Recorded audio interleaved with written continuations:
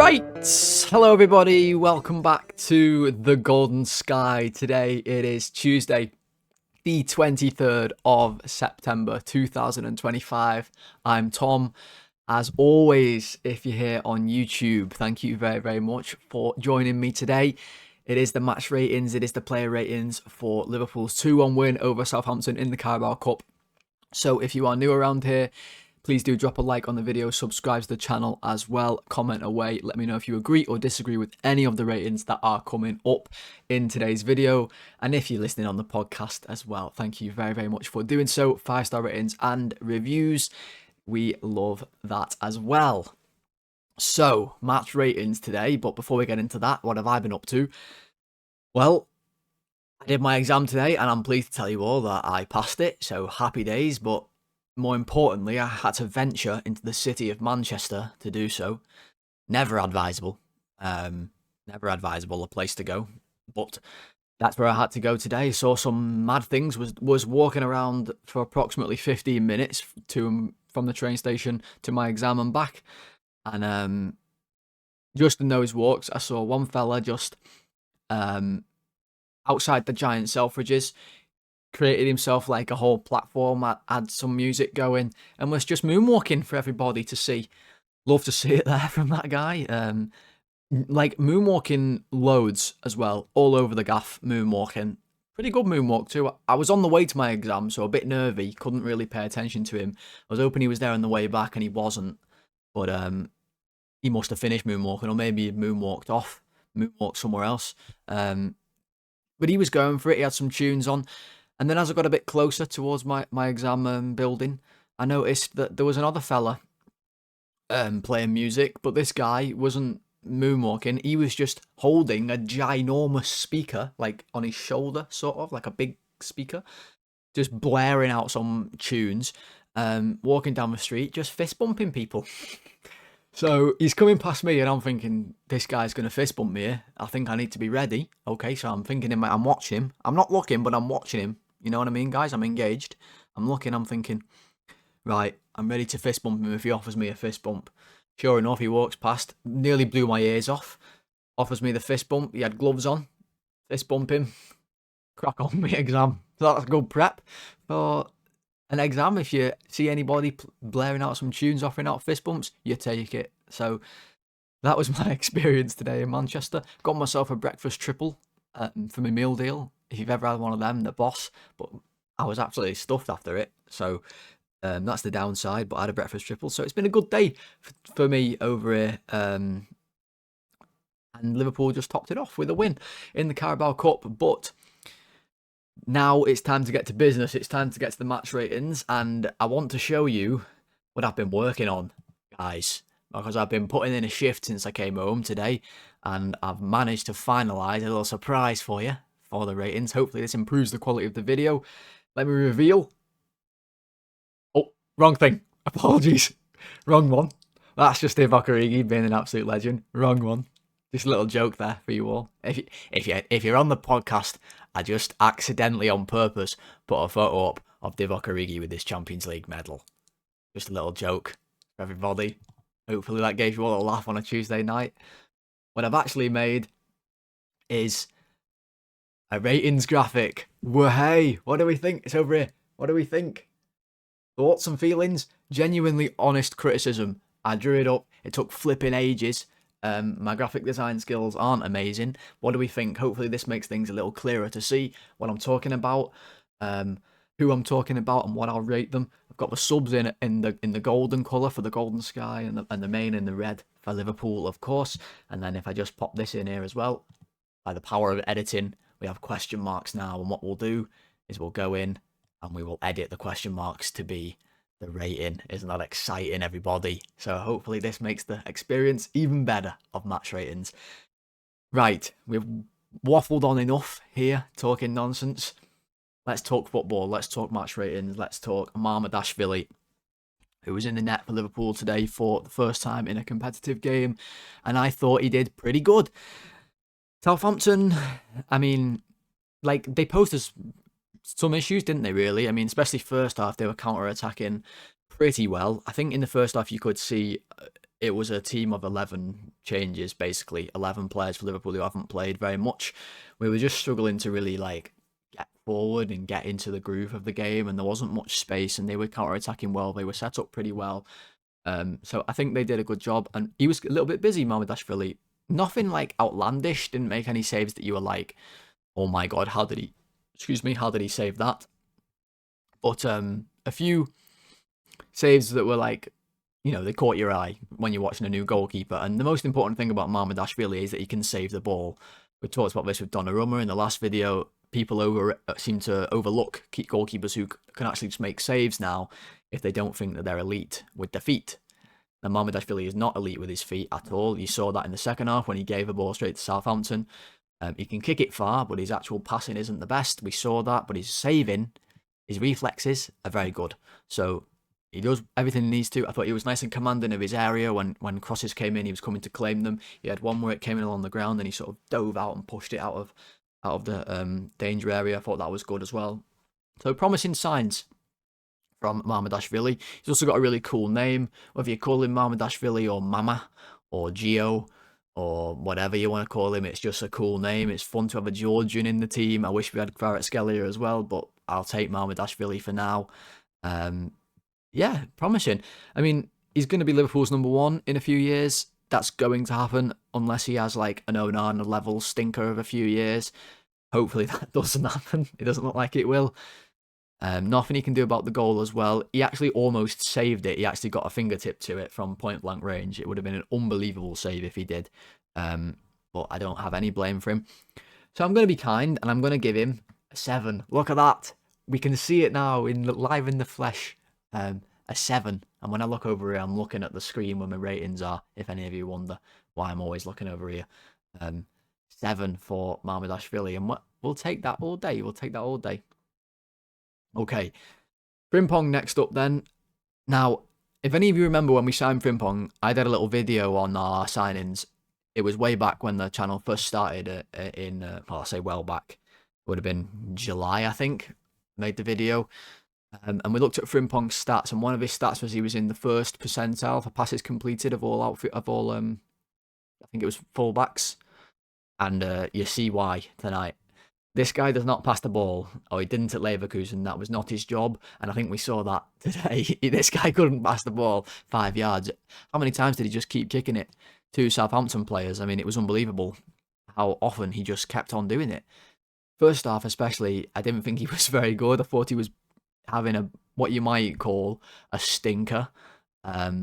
And people brandish the word stinker around. They say everybody who doesn't score a goal basically had a stinker. He was stinking up the gaff. It was hooning. It was hooning big time. But when he moved to right wing, I actually thought he was better.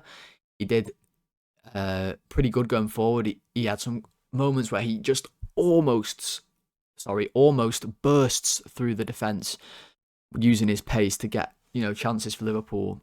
There was one in particular on the counter that we sort of broke away from, and he almost got it when he had no right to. I think he was better on the right wing, which doesn't necessarily bode well when you've signed him to play right back, but he wasn't a liability. He just couldn't keep the ball. That was the main problem with him. But definitely gets a bonus point for his reaction, and we'll get to Ekitike later, but his reaction when Ekitike takes his top off is priceless. It really, really is. I mean, Ekitike, obviously, he's there like Messi with his shirt out. Here I am, everybody. And he turns around. He's like, all right, lads, let's celebrate. And then Frimpong appears and he's going, no. What are you doing, lad? And it was just so funny, like the fear and like panic in his eyes. Somebody surely must have clipped it. And if they haven't, I certainly will send that video to my family when something surprising happens or something along those lines, because it was really funny. So definitely a bonus point for that, but tough one to rate because he was bad first half and then improved, and then obviously does something really funny. It was a bit like me when I saw the moonwalking fella in Manchester today. I looked around, I was panicking thinking, is everything all right with this guy? Oh no, he's fine, he's just moonwalking by Selfridges. So I'm gonna give him I don't know, 5, I think, is probably fair. Now, listen, guys. What I can already see happening on me ratings is they're not in They're not quite aligned. So I'll try and align it right now. But if this is really fiddly, then we might have to just pretend that it's not out of line. There we go. I've moved it a bit. That'll do. Right. We've aligned it a little bit. Bear with me with this, guys. First time using the graphic. Okay. Centre back then. Giovanni Leoni. Right. I'm going to start with the positives with Leoni, or what I like to refer to him as is Superman. This guy is ginormous. He is massive at the back. He's like if Godzilla, Van Dijk, and I don't know, like a Spinosaurus came together, okay, and like had a baby and fused gene pool and created this sort of defensive beast, but both Godzilla and the Spinosaurus were also as Italian as it gets. Italian Godzilla and Italian Spinosaurus, Godzilliano and Spinosaurno made Gio Leoni Superman because he's massive. And he played really, really well. I mean, he played really well. Look, nothing flashy, maybe really, really well is too much praise. There was nothing flashy at all. I just thought he did exactly what he needed to. He swept up really well when the ball came round. He was coming round to Gomez's side, sweeping up. Looked really composed, really, really calm. 18-year-old making his first appearance for Liverpool, and he's barely made many appearances professionally anyway, so not much experience under his belt. Just looked really good and was bossing it, to be honest. I was really impressed. But unfortunately, we've got to talk about the negatives, and that's that. He goes for that tackle, wins it really well, and I didn't actually see it in normal time, but my mum and dad are saying he banged his head, right? So I'm thinking, oh Christ, he smacked his head on the side, but then he's holding his knee. Stephen Warnock's saying his knees hurt, and I'm thinking, oh shit, what's he done here? Well, I don't know what's happened yet. We don't know. There's probably going to be an update happening as I'm doing this video, because this is right after the game. So by the time you're watching this, you probably already know. But to me, I'm just worried that it could be ACL. Just the way he went off, the way they didn't show a replay of it as well. The way he was looking when he was down, I'm really concerned, and I would really be gutted if that's the case, because he looked really, really promising tonight, and it'd be a shame if his season was basically over after one game as a result of that injury. So hopefully that's not the case, but it's a downer, isn't it, on what's otherwise a good night. And there were a few downers on tonight's game, even though it was a really fun, entertaining one. So for that reason, I'm going to give him an 8, because I thought he was good. Okay, but yeah, the injury is just a downer. Again, I'm just going to pretend that that's not out of line. You're just going to have to deal with it, guys, unfortunately. If it drives you mad, it drives you mad. But I'm not fiddling around. Sorry. Maybe I'll figure that one out in the future. But for now, we're having skewed ratings. Okay, Gomez. Like, weird performance from Gomez tonight, wasn't it? It was like he didn't realise that he was playing for us still. Like he'd finally left in his mind. Also, no, I've got to address this first when it comes to Gomez, right? If you're in the crowd tonight, okay, and you're there when he gets the ball and you shout shoot, okay, I hate you. Plain and simple. You're an idiot. Anyone who's shouting shoot, even if you're doing it for a laugh, stop it. Okay? We're Liverpool. We don't do shit like that. He should never shoot, ever, right? He's crap at shooting. That's why he's never scored. Even in the Carabao Cup, I want to have fun watching the game as much as the next guy, okay? But anyone who's there shouting shoot, that's Arsenal, right? That's small time, okay? Don't shout shoot. If you're watching this and you ever go to the games, don't shout shoot when Gomez gets the ball. Please, I'm begging you. It's like having a drum, okay? It's like Arsenal having the drum for bloody all their songs they've nicked off us. It's bad. Don't do it. And thankfully he doesn't listen and he never shoots. It wouldn't surprise me if Slot said, if you shoot, you're coming off. And tonight, you he couldn't pass the ball either, which is, you know, that's another problem. Maybe we should be shouting pass at Gomez instead. Because, yeah, he was struggling a little. Like, he didn't play badly. He just gave it away a few too many times. Looked a little rusty, like a player who doesn't have that much rhythm under their belt. I think that's clear. We see from Gomez, he even got injured in pre-season. So, but we're going to need him now if Leoni is injured, if Superman's injured. Looks like an ACL is actually Superman's kryptonite as well. Yeah, we're going to need him. We're going to need him to stay fit. So, yeah, I thought he was fine. I'm going to give him a 6 and just crack on. I think that's fine. He wasn't disastrous, but he wasn't great either. I can't think of anything in particular that he does long throws. And by the way, if anyone takes a long throw nowadays, the commentators go, "Oh, isn't this exciting? The return of the long throw." I wish they'd stop saying that. It's been like a month now since football's been back. We don't need to start talking about the long throw every time a team does a long throw like it's just the first time anyone's done one in 10 years, okay? It's a long throw. Get over it. Right. Robbo. Sound? Just sound, wasn't he? Vice captain now, that's cool. Like the senior man, sort of like he was looking after his kids a little bit tonight. Like he did fine. He goes to centre back at the end of the game when we have no players left. Did fine. He's like, it's weird watching Robbo these days. He is very much like a toned down version of his previous self, and I bet you it's funny for him when he watches Kerkez next to him, who's like an amped up version of early days Robbo at certain times. So it must be a bit like looking in a time traveling machine or something, like he's gone back to the future and whacked a Hungarian version of himself at left back.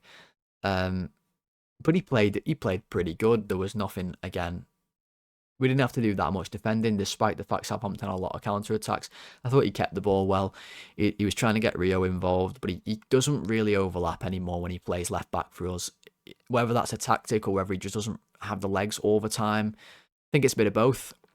And Rio was a little too isolated at certain times. We'll get to Rio later, but yeah, I can't give Robbo anything special, I don't think. So what I'll do is just give him a 6, and we'll just move swiftly on to the next player, which is Endo. Now, there's a lot to say about Endo in this one, and we'll start with the moment of madness where he goes full spinning 360, like he's in FaZe Clan doing a 360 no-scope on Modern Warfare 2, trying to head the ball in the box. What's he doing? And for the older people watching, you might not know what the hell I've just said. So I'll give you another simile. I'll try anyway. I've come up with one that might make sense to you. It's like having a oh god, what's something else that spins around? Like one of them little spinning toys that you had like back in the day, made out of wood, and you'd fucking spin it on the ground, and then it'd spin for a while, and you'd watch it in like joy, like, oh, it's spinning, and then it'd stop, I guess, and you'd be like, cool, let's spin it again. That was a toy, apparently. That was Endo in the box, except he's not a toy. He's a footballer for Liverpool, and he needs to stop heading the ball into Southampton in the 6-yard box. I don't know what he's doing, and it's a shame, because he was boss tonight. Like, so good, and he's hilarious as well. There was one moment in the second half where it might have been Robbo actually, or Rio played him the ball, and he has a good chance to take a touch and shoot, right? And his first touch is really heavy, or at least we thought it was. Maybe it was intentional, because his next 3 touches in like the space of half a second were all tackles. Just tackle, tackle, tackle.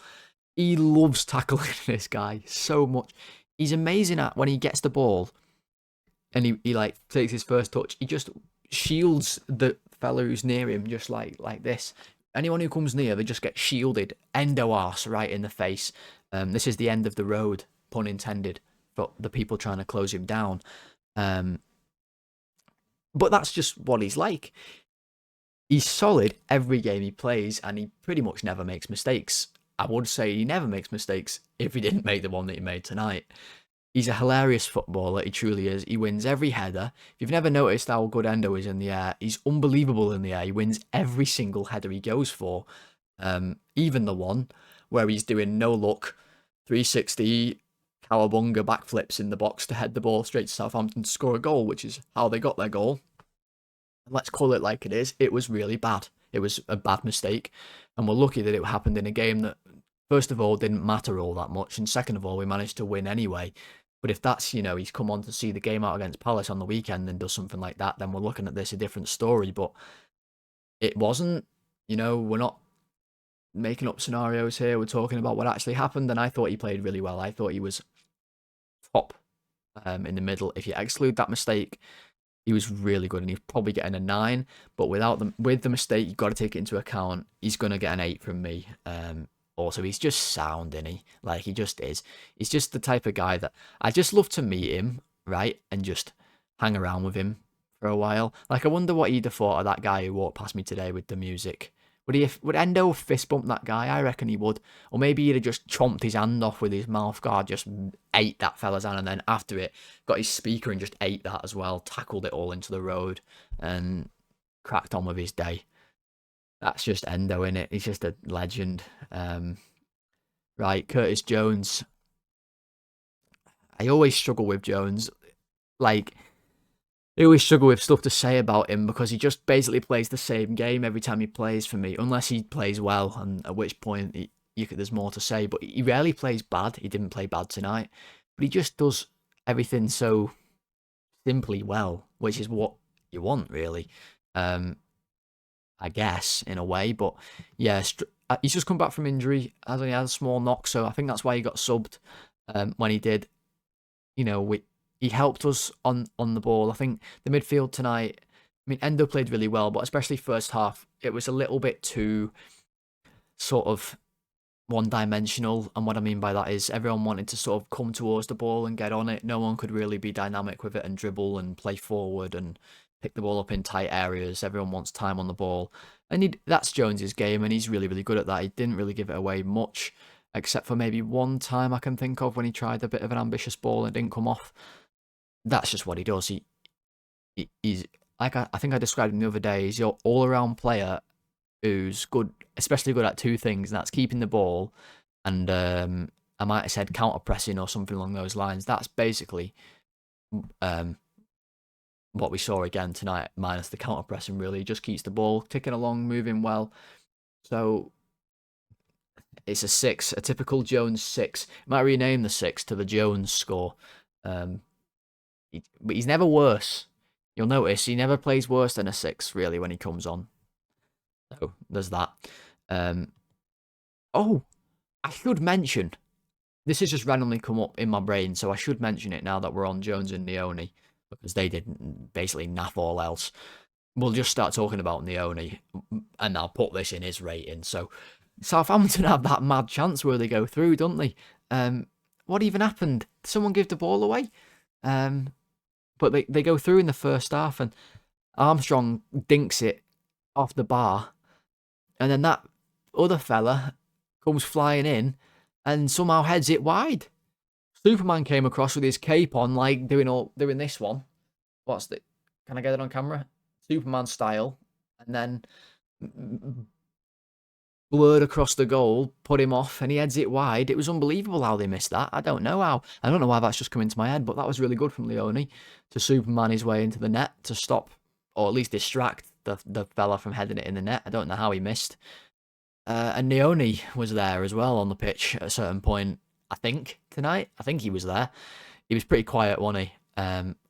He's young. I don't have any like blame or anger towards him at all, obviously. I just think he struggled to impose himself on the game. I don't think he did badly. I don't think he was like a negative performer. I just think he struggled to impose himself and get on the ball maybe as much as he would like. I think he was a bit better second half, maybe when he went back into that deeper sort of midfield role. I think that's where he is best, a little bit deeper than further forward. He just moves a little bit like Gravenberch. My dad said that as well tonight. So yeah, I think if we can sort of mould him to be like Gravenberch light in the future, I'd be happy days. I mean, but tonight, nothing fancy. It's going to be a 6. We ended up talking more about Leoni than we did about Nyoni. Leoni and Nyoni. Then we did Trey. So yeah, 6 for Nyoni. And we'll do Chiesa. who was by far man of the match tonight, ladies and gents. By far. You can hear them crying in bloody Southampton because this fella tore him a new one tonight. Brilliant performance. Probably his best performance in a Liverpool shirt. Let's be honest. The full 90 minutes he plays, how many times has he done that for us? Probably not many. And he looked much fitter. I thought he looked much fitter. The way he was still taking players on at 90 minutes, like with speed and aggression. He seemed to get more confident as the game went on. He makes the entire first goal himself. And even, before we get to that, the first minute of the game when Isak has that chance, he's coming off his right wing and played a lovely little layoff to Isak. It shouldn't go overlooked that. It was a brilliant layoff. Great play from him. He played a good one round the corner to Isak a couple minutes later, coming off his wing, a little touch round the corner. And then he sets him up for the goal. Excellent press, and this is what I mean. His fitness looks much better than it did this time last year, when he signed, without any pre-season. He closes it down, wins the ball. I don't know what the goalkeeper's doing. I think he passed us the ball last year. How is he still in net for Southampton? Every time we play him, he just passes us the ball. He gave it us again, and Chiesa, not only does he intercept it, but he manages to sort of swivel his body around and swerve it into the box. It was a great ball in. And then Isak obviously scores. We'll do Isak next, but really good from Chiesa there. And then the second goal, it's all Chiesa as well. Brilliant timing on the run. Lovely pass from Kerkez, who we'll talk about later as well. But the timing of the run from Chiesa is excellent. The touch is excellent. And then does the right thing. Super unselfish. Could score himself, but gives it to Ekitike for the certain goal. And Liverpool go home into the next round. And it's really good play from Federico Chiesa. I loved it at the end, like last few minutes where he's on the left wing now. He's running at his man. He beats him. He has nothing on the middle. He just takes a shot. It was a good effort. The keeper saves it. It was never going in, but it's just good play. And also when he was on the right, he was causing issues. He sort of went into the middle tonight as well, causing issues there. Had a few shots that got blocked. And so he was really lively. In 2 assists. Looked the brightest, sharpest of all our players, to be honest. And I was really pleased for him because he obviously not been registered for the Champions League, so this is sort of his competition this year. He's got the tacky Minamino role to sort of, if we were going to make a deep run in the Carabao Cup, Chiesa's going to play a massive role in that. And I mean, first round he's done exactly that. So for me, tonight he gets a 9. It's not a 10. It's not a 10. It's a 9. Okay, don't hate me. All right, the only way he gets a 10 there is if he scores as well, or maybe he gets a 3rd assist. He played well. It wasn't a 10 out of 10. We're stingy with the 10s. It's a 9. He played really well. Well played. Man of the match tonight, Federico Chiesa. Okay, now, Alexander Isak. Ooh, it's exciting, isn't it? It's bloody exciting. Tell me, when that goal went in, if you weren't sat in front of your TV doing this, okay, you're not a true fan.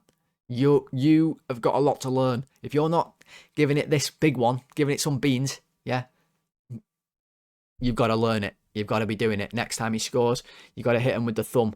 Wasn't it good? Wasn't it good to see that go in, to see the celebration, to see Alexander Isak playing and scoring for Liverpool? It's like genuinely the stuff dreams are made of. Yeah, brilliant. He should have scored in the first minute. We should have seen the celebration even sooner. He should have scored. Chiesa sets him up. He has a good chance. It's a good save from the goalie.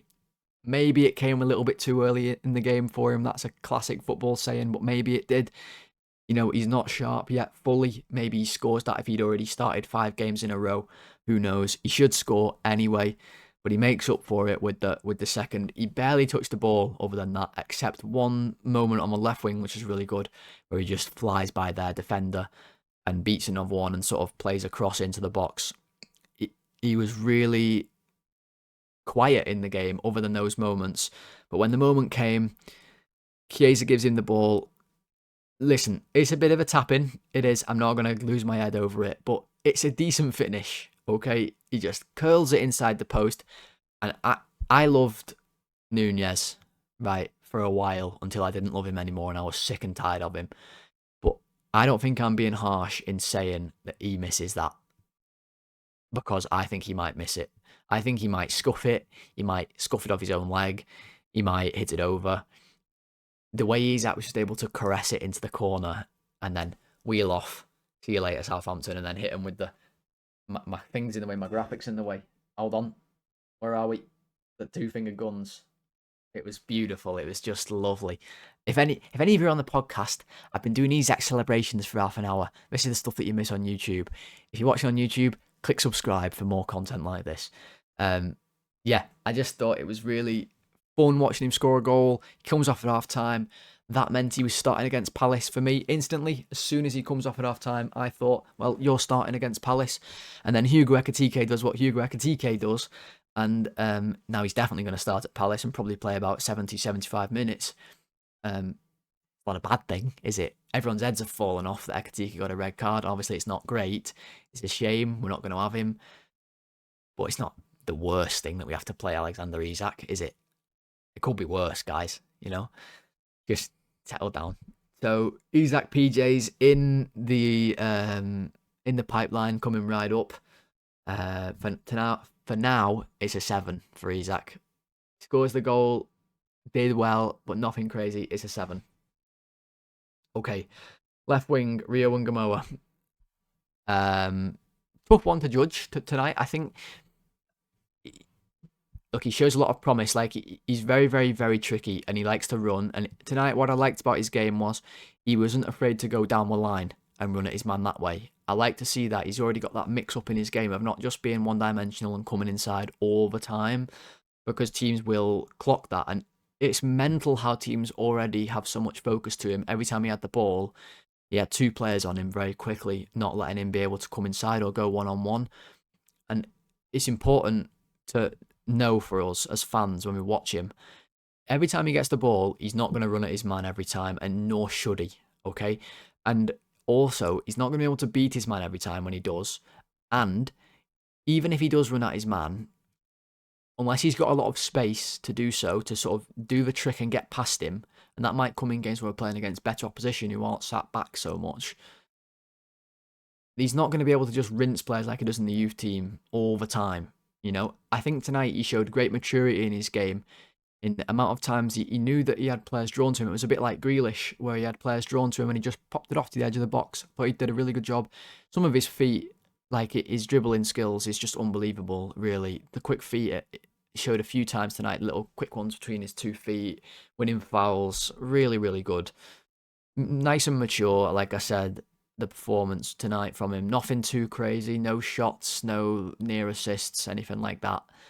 Just a solid winger performance. And I think he missed also having someone to overlap. You know, Kerkez not on the pitch when Rio was on.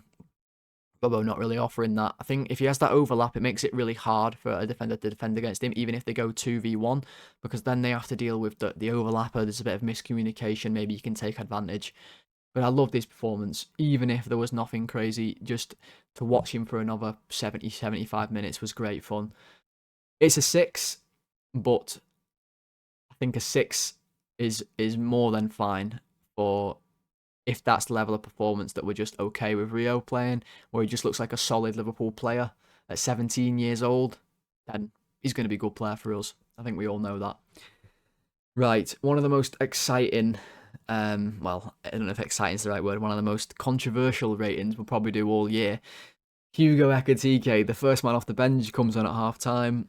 And he was involved, wasn't he? He was involved. His touch is immaculate in this game. How many times was he pulling balls out the air like that were coming at him shoulder high, and he's moving his legs up here. He's very flexible. He's like a bloody gymnast, I tell you. Moving his legs up like he's doing bloody stuff on the beam. Is that a gymnastic event? The beam or the bar or the I don't know, the crash mats? That thick tramp, the vault. I'm just naming gymnastic events now. Hugo Ekitike could be good at them all. He's like an acrobat out there, I tell you. And he played really well. He was running past players. He was holding the ball up well. And he doesn't just hold it up. He's able to get the ball and turn with it. His dribbling's fantastic. I thought his performance was great. He has one where the ball goes over his head and he's tussling with the defender. Okay, I think the defender fouls him, but at the very most, it's 6 of one, half a dozen of the other. And the referee the referee gives a foul, okay, against Ekitike. It was never a foul against Ekitike. Now, Ekitike, call it what you want, it's a bit stupid, but he was frustrated, okay? He gets the ball and he just levers the thing, okay? I mean, he just punches it, right? For those who haven't watched it, he just punches the ball in the air. It's a yellow card. It was a blatant show of dissent. It's a yellow card. You're not worried, are you? You're not concerned, right? But then he scores the winner, okay? Another late winner for Liverpool, by the way. Who says we can't keep this up? It seems to me like a team equalises and we just decide to start playing well again and just score a goal. Did that again tonight. So he scores a goal. Nice goal. I mean, it's a tap in, but to be there in the right place, another goal for him. It's what we want our strikers to do. He's hit the ground running at Liverpool. Looks fantastic. Scores the goal. Everyone's there. Yes, yes. No, no. What are you doing, lad? Because he's whipped his shirt off, and he Bobby Firmino style. He's absolutely whipped it off, and it wasn't even a fake out like Firmino used to do. Remember, he used to like get his shirt and so he sort of faked like he was going to take it off. Well, it wasn't a fake out. Maybe you should start doing fake outs because he whipped his shirt off. Obviously, he'd forgotten that he was on a yellow, which, I mean, it's quite funny, isn't it? But in the same sense, it's also pretty inexcusable. You can't do that. Like, you just can't. Anyone who likes basketball, who watches this, that's a real J.R. Smith brain fart moment, shot clock, thinking the game is over, or thinking that Cleveland are winning in the NBA Finals and doesn't shoot right at the end.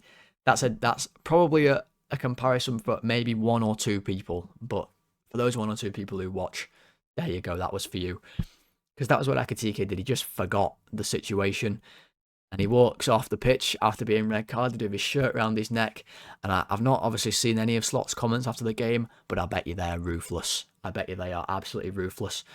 So, Ekitike, you've got to give him a minus. It's almost like the point he got for scoring the goal gets minused away. But I'm going to give him a 7. Because I did think he was actually really good. It's just a shame that he does something so stupid and gets the red. 7 for Ekitike. Right, Connor Bradley. He played really well again when he came on. Bradley, I think he should start against Palace. In my opinion, he's been really good last 2 games. He's just solid. He's just so solid, and he's so mobile, the way he can just glide up and down the wing. It looks effortless for him. It does remind me quite a lot of how Robbo was when he first signed for us. I really, really like him, guys. I really, really do.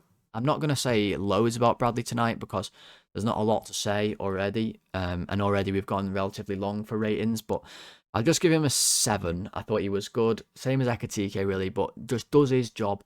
Involved in the right things that he should be involved in. Obviously, we have 10 men at the end. He's there defending. Yeah, I love him. I think he's really good, and I think he should start against Palace. Right, Jayden Danns came on, I believe, next. Now, I really like Danns. I really, really like Danns, and I really hope that he can make it at Liverpool. The one thing I'm worried about with Danns is that time is sort of bypassed him a little. Think of a few years back when he scored those goals in the Cup. And they were really good goals, and I think he was 18 then, and you're thinking, wow, we've got a real prospect on our hands here. And since then, he's had loan moves that he's been injured for. He's been injured for us for long periods, and now we've signed Alexander Isak for 125 million and Ekitike for what was it, like 80, 90 million? Like, is his time at Liverpool bypassing him? Well, I thought tonight he showed a good cameo when he came off the bench. He's extremely, extremely mobile. I know I said that about Bradley. I don't like repeating myself all that much, but he can move really well for someone his size. He's very fast and he's super strong. I love the tackles he puts in over on the left-hand side towards the end of the game. Put 2 really committed, hard tackles in. It was like proper scouse tackles, you know. Really like to see it. Love the Maradona he does in the middle of the pitch. That's the skill he has. He's certainly super talented. He just needs to stay fit and get a lot of games under his belt. And he's not gone out on loan, obviously. I don't know if he's going to get that in time to make it at Liverpool. I could see, honestly, what I could see with Danns is him getting sold in a similar way to the way Ben Doak was sold, with a sort of sell-on and a buyback. But I think he has a lot of talent, and I think he showed it in the small moments that we saw tonight as well. So I'm also going to give Dan's a 7. I thought he came on and was effective. I liked the 4-4-2 we had momentarily with Ekitike, and I wonder if Ekitike didn't get sent off and we sort of sat back for 5-10 minutes of the game that was left, if maybe he'd have had a couple chances himself to have a shot. And I love also that he just always wears a t-shirt. He always will. You'll notice whenever he plays for Liverpool, no matter how cold or rainy it is, he's always just in his Liverpool kit. Not to go all Roy Keane on everybody again, but you know, it's just cool to see a player who plays like that. I don't know, it just is. Right, so we'll go to the last one of the bunch today, Milos Kerkez. Now, this fella is nuts. Like, properly nuts. Nothing epitomises that more than the moment when he's going for that tackle on the left wing and he full pelt goes for it for 30 yards, wins the tackle brilliantly, right? And then, facing his own goal, just hammers the ball into the crowd for no reason at all. If anyone was in the crowd wasn't watching, they are now headless. That ball just took their head right off, clean off, like that painting in Harry Potter, the headless horseman or whatever he's called. Honestly, he wellies it at the crowd, and I think he celebrated as well. It was a brilliant tackle, and it got a big cheer, and then he did some great defending 2 minutes after to stop a cross coming into the box. Not only that, but he puts a lovely ball over for Chiesa, which created the second goal. Great timing on the run from Chiesa, but the pass from Kerkez is inch perfect, because if he overhits it, the goalkeeper's got it. The timing of the pass was excellent too. Yeah, it's a really good ball, and to be honest, that's the difference in the game. We could have gone to penalties there, but Kirk has his pass, and maybe, who knows, if he doesn't block that cross at the end, they can score again. So for me, that's a perfect off-the-bench performance in about 10 minutes of time that he had. So for me, it's an easy one. It's an 8 for Milos Kerkez tonight. I think when you look at the bench there, I'm happy with the ratings. They made a real difference to the team. And that's everybody. That is everyone. So, yeah, I think happy days, Liverpool through to the next round of the Carabao Cup. I don't know when the draw is, actually. I've got no idea. I'd be lying if I said I did. We obviously lose Ekitike for Crystal Palace. That's a disaster. And we lose Leoni for God knows how long. That could be an even bigger disaster. Hopefully he's okay. I don't know, like I said, at this moment in time. What I do know is Liverpool have won again. I think that's 7 out of 7 now this season. I passed my exam. What's there not to like about Tuesday the 23rd of September 2025? So if you did enjoy today's video, guys, and you did enjoy the ratings, and you did enjoy the graphic, even if it's a little bit skew-if on some of the ratings, I don't even know if I can sort that out. Hopefully it's not annoyed you too much. But yes, please do leave a like on the video if you did enjoy any of those things, and subscribe to the channel as well, because we are going to have ratings for every single game this season. I am not going to do a tactics video for this game because we played 11 players who basically never play. I think you'll all agree there isn't really a lot of tactical expertise going into this match that needs analysing. So the next time you hear from me will be a preview for the Palace game on Friday. So until then, everyone, I hope you have a really good rest of your week. Remember to like, comment, subscribe, and I'll see you all on Friday. Thanks for watching, guys. Goodbye.